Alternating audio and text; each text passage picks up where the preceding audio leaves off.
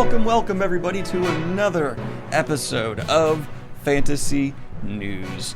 I am your disheveled goblin host Daniel Greene, and today we have some more big name Wheel of Time casting news, so let's go ahead and jump on into that without any further delay, starting with the fact that we had an Oscar-nominated actress picked for the role of the Amerlin seat. That is right. Siuan Sanche has been cast, and she will be played by Sophie Okonedo, who you may actually know from several notable roles, including the one she was nominated for that Oscar for in Hotel Rwanda. She also appeared in After Earth and is going to be in the upcoming Death on the Nile, the sequel to Murder on the Orient Express. That's one heck of a name to add to that very prominent role, but let's go ahead and jump forward into the casting for Min Farshaw. Kai Alexander has been cast for this role, and you may know her from appearances in Game of Thrones, Maleficent, Collateral, and Fleabag. Definitely a lot of fantasy experience in there, which I, as a fantasy fan, appreciate, and I look forward to her bringing to life this role of the, great character of Min Farshaw. But let's go ahead and move on to some of the rest of the casting confirmations we had, because there were some actors we knew were involved and it was just speculated on what exactly their role was going to be. We had a lot of confirmation there, so let's just kind of go ahead and get through those. Claire Perkins has been confirmed as Greene, along with her warder, to be played by Peter Franz, who will bring Stepan to life. We also had it confirmed that Kate Fleetwood will be Leandrin, and Priyanka Bose will be Alana, along with her trusted warders, Ivan, played by Emmanuel Imani, and Maxon, played by Taylor Napier. I can't wait for the people to tell me I pronounced those names wrong, even though they're fantasy names that everyone's going to pronounce differently. Fun fact, even in the audiobook, there are some names that the two different narrators pronounce differently, so however you want to choose it, go for it. But I'm very excited for pretty much all of this casting. The Min actress looks really almost exactly like I pictured Min, and I actually like that they kept the fact that she's a bit older than the rest of the Emond's Field 5 to be a part of this. I was afraid they would de-age her a little just because young actress and all that, but no, they kept with the books. I appreciate that. It's more accurate to the source material. Siuan Sanche, Oscar-nominated actress for Hotel Rwanda. Hell yes. So I'm there 100% for both of those, and getting these other confirmations was just nice, little cherry on top. Though I swear we did know some of these. I don't know. It's getting difficult to keep track of all the casting at this point. It's coming in from all sides. So I forget what's rumor and speculation and what's confirmed at a certain point. But this has been the Wheel of Time casting segment of Fantasy News. Let me know what you think of this casting in the comments down below, and let's go ahead and move into some fantasy quickie news, and what is probably the earliest quickie news we've ever had in fantasy news. And that is that we have gotten the next Adrian Tchaikovsky novel released. I still can't say his name right, I'm sorry. And a lot of people were looking forward to this one, and I want to specifically bring it up because this guy is a hard sci-fi author who still actually manages to keep up with some modern trends, make it a bit more readable, and have more interesting characters than a lot of the older material for the genre, while also still without question being hard sci-fi. His earlier released Children of Time is one that I actually was kind of mixed on when I first read it, but I've become a lot more soft on as time has gone on, so I do eventually plan on picking this one up as well. Titled The Doors of Eden, it's got a real pretty cover, and I'm excited for it. Guess this wasn't that much a quickie news because I went into it a little hard, but anyway, next news. On the other end of the spectrum, leaving sci-fi and diving on into fantasy, it has been confirmed that we are going to be getting 2 more Twilight novels released by Stephanie Meyer. Apparently her new release, which kind of flew under my radar a little bit, has sold over 1 million copies. Congratulations, that's not anything to turn your nose up at. And so she's going to be releasing 2 more books. Pretty awesome, and I've definitely seen a lot of love for the most recent one. I can't really tell if these people are doing all this content and love for it a bit ironically, or if this is very sincere from Twilight fans, no, we love this, we enjoy it. I would like some people to clarify how exactly it's happening. No judgment, I'm not trying to be talking down to anybody. I'm just genuinely curious what the fan response to this newest book has been, because there's definitely been some tongue-in-cheek stuff I've certainly seen, but also some real genuine love, so I'm kind of curious of how this is exactly playing out in the fan base. And in Dungeons & Dragons news, I love it, and this is so cool. We have the combat wheelchair available. Badass. I think this is awesome. I can't wait to see how the mechanics of this are actually tied into the game a bit heavier, if there can be like upgrades and attachments you can put on, make it a real part of your character's arsenal. But this is just the kind of thing where it's like, for people who want to use it, fantastic, and for everyone else, it's just a nice like, oh, this is great. I love the inclusion and diversity representation here for differently abled people. Beautiful, awesome, I love it. And I guess with the new class Artificer, this one would be a nice alignment with, though you really could have any class who utilizes this well. I think that specifically should be something that like lines up very well with Artificers. I don't know, I'm not gonna get too nerdy on it. Moving forward. So in the last time we covered Prince of Persia news, we touched on that new VR game that fans seem to be rather not happy with. It still does not make sense to me why in the response to the negative reaction they got, they country restricted that video. It was originally available everywhere, then they like brought it out. I had to use my VPN to watch it again, but okay.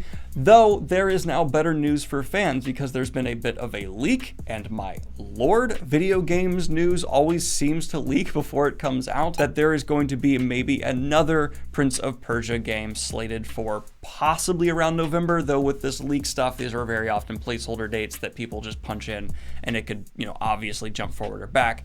But on the both PlayStation and Nintendo Switch networks, we have seen buzz and placeholder inserts for an upcoming Prince of Persia release. This being 2 at once seems very unlikely. This is some kind of slip up. You always see articles being like, maybe it was a mistake that someone on 2 different accounts was like, oh yes, Prince of Persia here and Prince of Persia here. What, did they like spill their coffee and the computer typed? I don't know. But yeah, I don't know exactly what's happening here. I always do want to add the big like rumor thing, but this seems pretty likely, especially with just the constant leaks that come out in the video game industry. It's like genuinely disconcerting to be a video game developer. How these guys need to button down their hatches. And in the final piece of video game news we're going to cover here, I actually wasn't going to cover this till I watched the gameplay of this trailer, but we had a 13 minutes of gameplay for a game called Black Myth drop, and wow, it looks awesome. Holy smokes, I liked everything about this.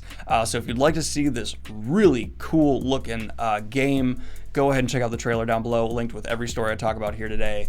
This has kind of got that Dark Souls appeal with a whole lot, you know, upgraded graphics and gameplay. It looked really butter smooth. I'm here, and it shows confidence to me whenever a game puts out this much gameplay and just like, no, we know we've built is awesome. Not some structured trailer or a cinematic that only shows the best of the best or stuff that's not even in the game. Here is gameplay.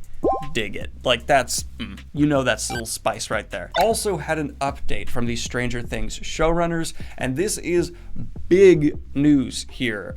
They have not only confirmed there is going to be more than just one more season of Stranger Things, but they've also hinted at some different styles of things they'll be pulling from for that 80s nostalgia, including apparently a very Indiana Jones type action. Not going to get into spoilers, but there's one character who very clearly that's going to tie into his storyline with what's going on with him or her. I don't mean to get into spoilers here. Also, they have said this quarantine time has really helped them actually restructure and thoroughly plan out where their story's going to go. And I know I have a bit unpopular opinion here, but I think Stranger Things has just gone downhill since season 1. Season 3 was better than 2, but not by a whole lot. I am glad to hear this because the biggest issue for me in Stranger Things is there has been some real signs of them rushing things. And now hearing that, oh, because of these delays, they've really tightened up their script, they've planned out the story better, and they even know where it's going to end, apparently. That speaks of, okay, maybe we can see Stranger Things come back to the form that was season 1. I didn't dislike season 3, I just didn't find it to be as enticing as the first one. So I'm hoping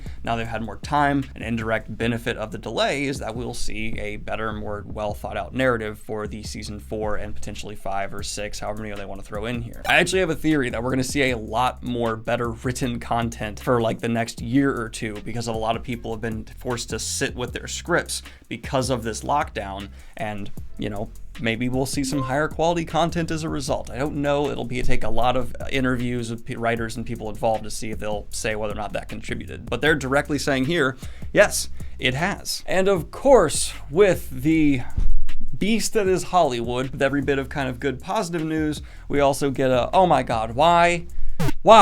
Damn it, why news? And that is that apparently there is going to be An Exorcist Reboot, one of the most iconic horror franchises of all time, will be rebooted and rumored to be released in 2021. Now, here's what I will say. The entire Exorcist franchise is not as bad after the first movie as people say. Exorcist 3 is actually a really, really solid horror movie. 2 is terrible. Rebooting this, just pit in stomach, don't do it.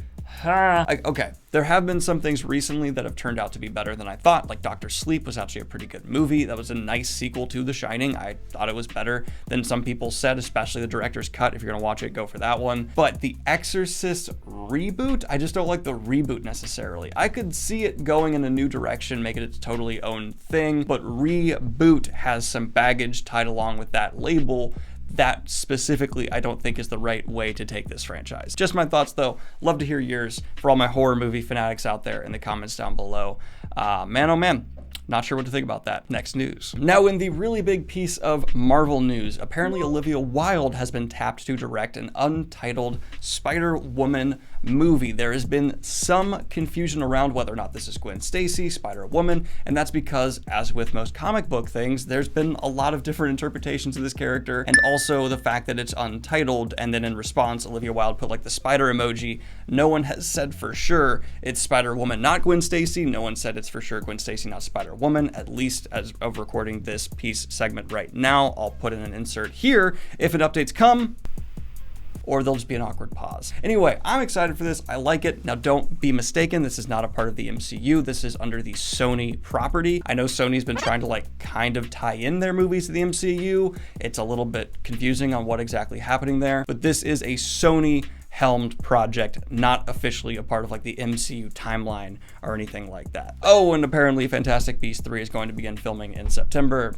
Do not care about that series of movies in the slightest. Didn't like a one of them. I do not like Fantastic Beasts. I do not like it here or there. I do not like them, Sam I Am. And if you've been interested in checking out Lovecraft Country, the first episode is available for free on YouTube, a marketing strategy I very much so agree with these streaming services trying, putting out the first episode for free and then letting people judge on their own whether or not they want to sign up the streaming service to then finish the, follow along the story, finish the show. And in news of I cannot wait for this to give me nightmares, Guillermo del Toro is reportedly working on a Pinocchio movie, and he has some big names attached, including Tilda Swinton and Finn Wolfhard. Guillermo del Toro is going to bring a Pinocchio movie to Netflix, and I'm so happy to see that we are now in the day and age where a streaming service can sign a director of this caliber with actors on this level for a movie, and it's not even huge news anymore because it's just almost what's become to be expected. Guillermo del Toro, Pinocchio, I will have nightmares because the original movie when I was a kid, the animated one from Disney, gave me nightmares. That donkey scene, my God. Fantasy news cut in. We also had Matt Reeves, director of the upcoming Batman movie starring Robert Pattinson, release the logo for the movie. It looks like this, and it's here to get fans hyped for the DC fandom happening on 8/22 in the Hall of Heroes. So get excited, Batman fans. You're getting yet another Batman. And in a very odd final piece of fantasy news we're going to be covering here today, apparently a Yorkshire castle is going to be adorned with Chronicles of Narnia statues. This is how you confuse the aliens that pick through our remains. Just gonna put that out there. They're doing this because apparently part of like the restoration of this church has been funded by certain groups who wanted it. It's a long convoluted story. You can look into it if you want. But the gist is they're going to have Narnia statues in this church. That's very cool. It also makes sense with the Christian inspirations for Narnia, so it doesn't like confuse anyone in that sense. It's very obvious why this is happening. Man, oh man, my favorite takeaway from this is if the apocalypse occurs and this church is like one of the few churches remaining, we can confuse the hell out of some aliens. Did they worship a lion? Witches were real here? What's happening? Is that a goat man? Yeah. I dig it. Anyway, this has been your latest episode of Fantasy News. Like and subscribe if you have not already. Hit the Patreon if you want to support what I do here. And check out the Fictional Conversation podcast I run now with my friend Bobby. In the most recent episode, we talked about the Hill abduction, which was a rather fun time. Have a good one, y'all. Peace! And of course, I'd like to record a special shout out to my two latest high-tier Patreons, Sam Kalba and the Boozy Bookworm. Have a good one, guys.